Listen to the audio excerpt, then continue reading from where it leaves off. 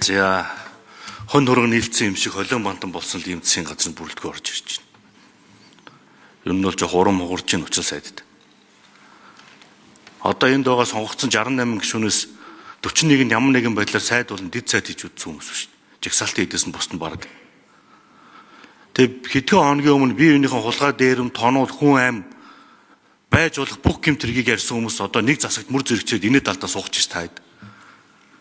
Нөгөө өнгөрсөн 7 хоногт өнгөрсөн цааруудад ярьсан цүнхэр мөнгө зөөсөн нөгөө гэмт хэрэгүүд чи хайцсан би. Одоо ингэ эвлэрээд байх юм уу? Би энийг одоо хуулзан сайд болох нь сумар байна.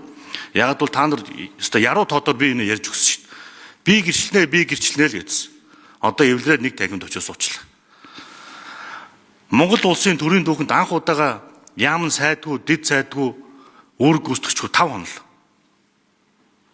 Та нар энэ хугацаанд төрөөр ингэж тоглолоо гэсэн.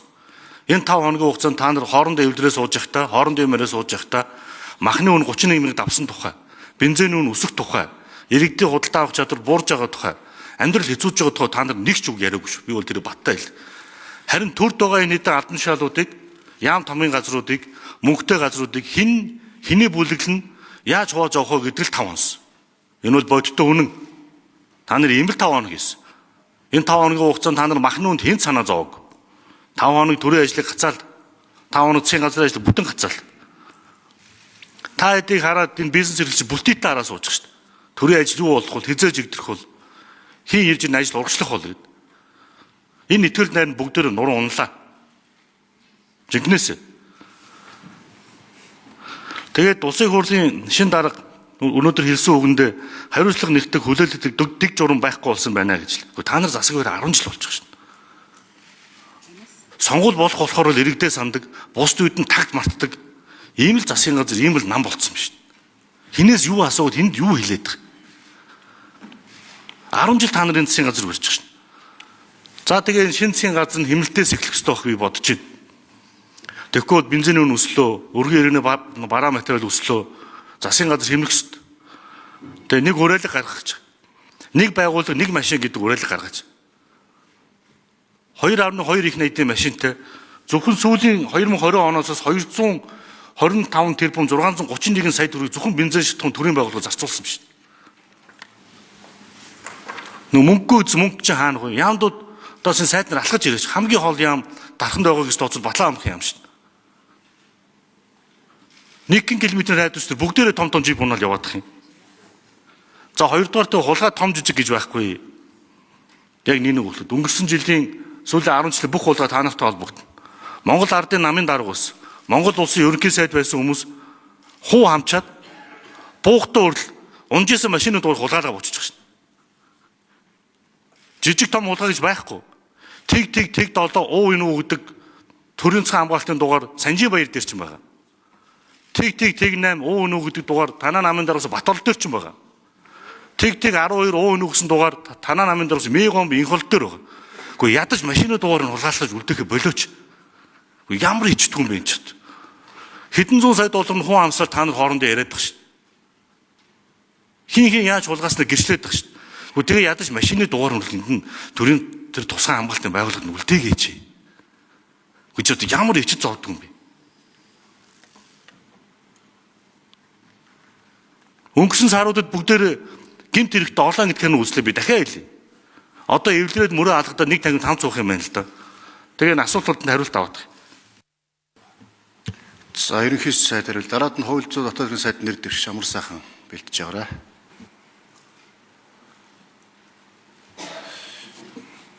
Тав хоног сайдгүй байхад ажил гацлаа гэж бас шижир гишүүн хариуцлагатай үгийг хэлж байна. Тийм ч учраас энэ гацааг үргэлжлүүлэхийн тулд засгаа бүрдүүлж байна.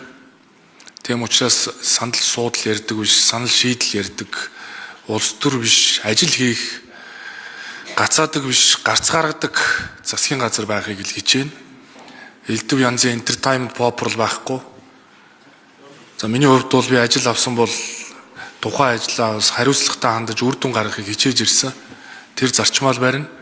Энэ хурдыг, энэ бүтээмжийг манай сайд нар кабинетийн зарчмаар дагаж хамтарч ажиллана гэдэгт би итгэдэг. Хариуцлага ёс зүй бол нэгдүгээр асуудал. Тийм учраас хариуцлага алдсан, салбараа удирдах чадаагүй, манлал үзүүлж чадаагүй бол толгойг нийлээд байх юм байхгүй, шатанд нь хариуцлага тооцоод явнаа гэдгийг би бас танд хариуцлагатайгаар хэлье.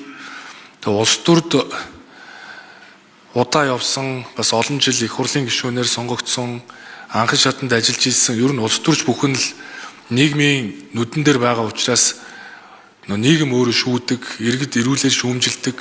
Тэгэхээр улс төрд удаа явсан хүн бол цав цагаан нэртэй байх боломж төдийлөн байдгүй юм шиг байна. Ялангуяа энэ мэдээллийн 900-д бол одоо шүүмжлэх нь нээлттэй болсон. Тэгээ энэ ч утгаараа бол улсын их хурлын гишүүд дотроосоо тойргоо сонгогдож байсан, анхан шатанд ажиллаж байсан, ард түмний ахуй амьдралыг мэддэг. Ер нь гүйцэтгэх засаглалын ажил гэдэг бол зүгээр ярьдаг биш, хийдэг, барьж аваад гүйцэтгэдэг ажил. Үр дүнгээрээ дандаа ажлаа үнэлүүлдэг. Гой сайхан ярихтаа биш. Тэгэхээр одоо манай засгийн газар бол зөвхөн ажлын үр дүнгээрээ үнэлүүлнэ. Тэгээ их хурлын эрхэм гишүүд та бүхнийг бас эрүүлэр шүүмжилж, болохгүй зүйлийг нь болохгүйгээр хийж, зөвийг нь одоо зөв гэж хэлж хамтарч ажиллахыг би хүсэж байна. Манай сайдууд ч гэсэн, манай кабинет ч гэсэн үнэн байхыг эрхэмлэнэ. Чадахгүй зүйлийг бол чадахгүйгээр нь хэлж, чадах зүйлээ чадна гэж одоо урагшлуулах ёстой. Тэгээ олон жил улс төрчлөө. Би засгийн газрыгаа доктортой байдлыг хангахыг нэгт эрхэмлсэн.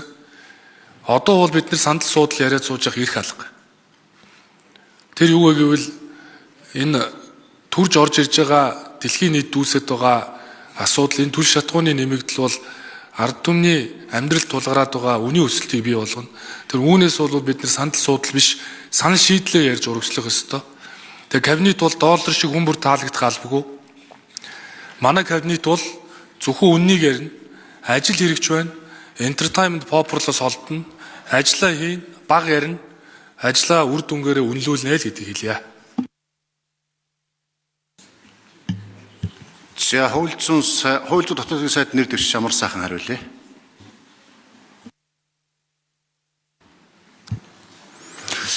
За төрчөөс хууль журам ёс суртахуун гэдэг зүйлийг нэгдүгээрт тавьж ажилланаа. Хоёрдугаарт шүүхээр нотлогдоогүй эцэслэгдээгүй аливаа гэмт хэрэг, хэн нэгний хардлага сэрдлэг, үтгэлэг эсвэл гэмтрэгтэй холбоотой асуудлуудыг урьдчилан хэн нэгэн ялдаг эсвэл шүү хуулийн байгууллага юм шиг загнадаг ийм хандлагыг нийгэмд өөрчлөх ёстой гэж үзэж байгаа. За 3 дугаарт мэдээж шүүмжилж болно, үтгэж болохгүй, хардаж болно, доромжилж болохгүй. Тийм учраас энэ нийгэмд үнэхээр одоо хууль журам нь байхгүй болчихсон юм уу? Эсвэл бүгд тулгайч дээрэмчдээр дүүрчихсэн юм уу?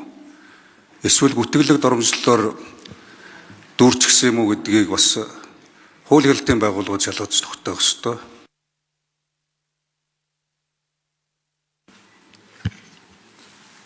За тодруулчих уу? Гүйцэг хариулчих уу?